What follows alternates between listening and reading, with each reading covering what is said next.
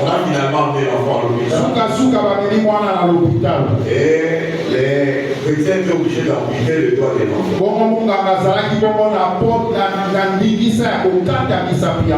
Et quelques jours après, ils étaient tous à table, ils mangeaient.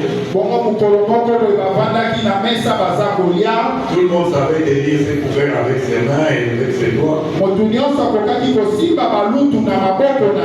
Mais l'enfant qui avait perdu ses doigts ne savait plus tenir les couverts.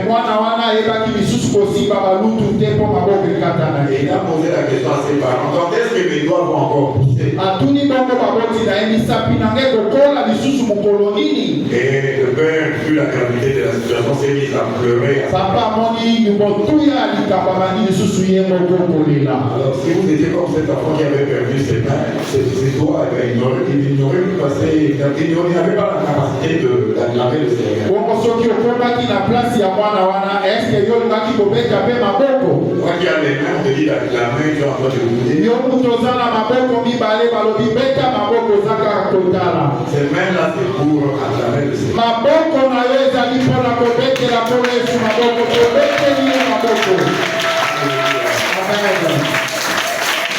Bien, je pense que nous avons eu un bon message sur le réveil de l'esprit.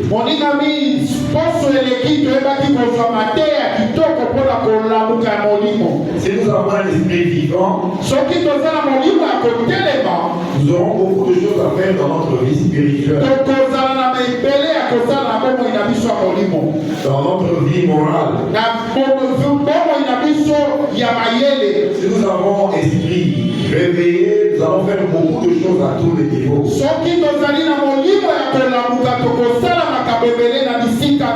Et ce matin, le Seigneur veut faire quelque chose de bon avec nous.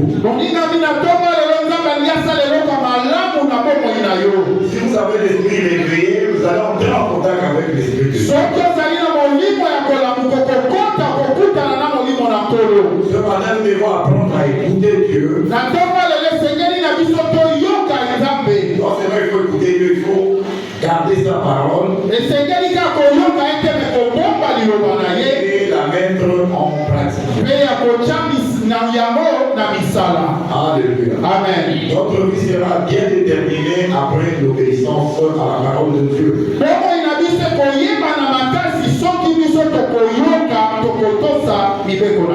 Et avec un esprit réveillé, nous serons obéissants.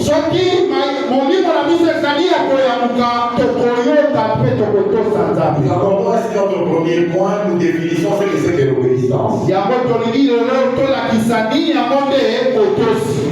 Bien aimé, l'obéissance, c'est le fait de se soumettre à quelqu'un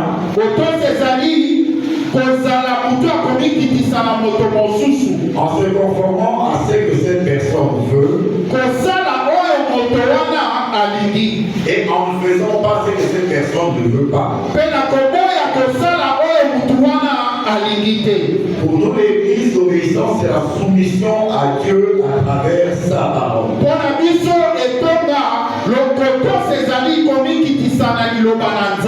C'est-à-dire que quand Dieu parle, l'homme doit obéir.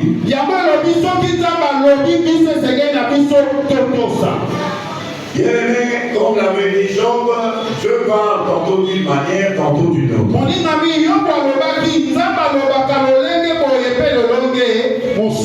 Mais que Dieu vous parle directement ou qu'il utilise quelqu'un d'autre pour vous parler, soyez obéissants. Parce qu'il y en a qui disent que non,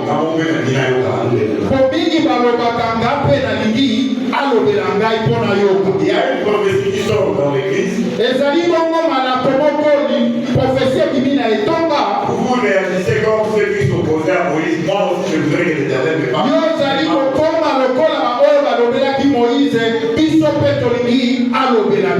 Je risque de finir comme Myriam, tu vas attraper la lèvre. Où le Seigneur va ouvrir la terre comme il a fait contre Dathan, Myriam et Corée.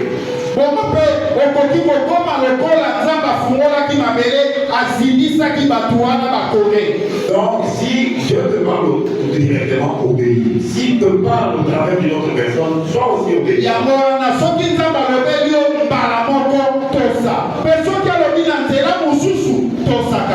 Bien-aimé, l'obéissance, c'est aussi se conformer à ce qui est imposé par Dieu.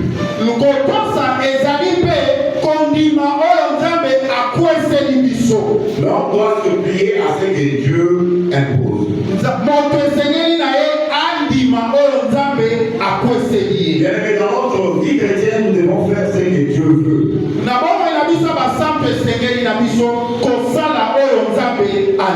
Et de l'autre côté, nous ne devons pas faire ce que Dieu ne veut pas que nous fassions.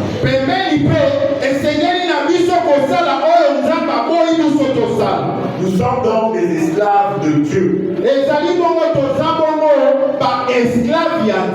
C'est comme ça qu'on nous appelle serviteurs.